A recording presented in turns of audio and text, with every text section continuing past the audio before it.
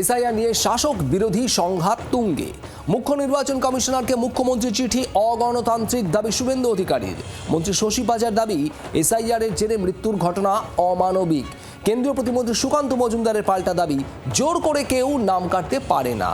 এসআইআরকে অস্ত্র করে রাজ্যের শাসক দলের বিরুদ্ধে ব্যবহার করা হচ্ছে, অভিযোগ তৃণমূল সাংসদ কল্যাণ বন্দ্যোপাধ্যায়।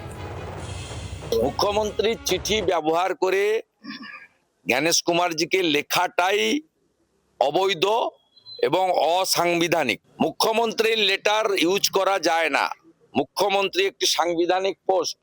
এই চিঠিটাকে আমি মনে করি ইলেকশন কমিশনে ছিঁড়ে ফেলে দিয়ে ডাস্টবিনে ফেলে দেওয়া উচিত। এসআইআর এর মৃত্যুগুলো অস্বীকার করতে করতে কোন জায়গায় গেছে? এত নিষ্ঠুর, এত অমানবিক, তারপর মারা যাচ্ছে, আর তারপরে এই অমানবিকতার আরেকটা নিদর্শন। কোনো এদের স্পর্শই করে না, এদের মধ্যে কোনো আর ইমোশন নেই। এখন প্রথম কথা হচ্ছে, জোর করে কেউ নাম কাটতে পারে না। কোর্ট আছে, আপনি ছেড়ে দেবেন নাকি? আমার নাম যদি কেটে দেয় নির্বাচন কমিশন, আমি কোর্টে যাব না? তো তৃণমূল কংগ্রেসের এত বড় বড় লয়ার আছে, এসআইআরকে ওয়েপেনাইজ করছে এখানে এগেন্সট তৃণমূল। তো সেটা কতদূর সার্থক হবে আমার ডাউট আছে।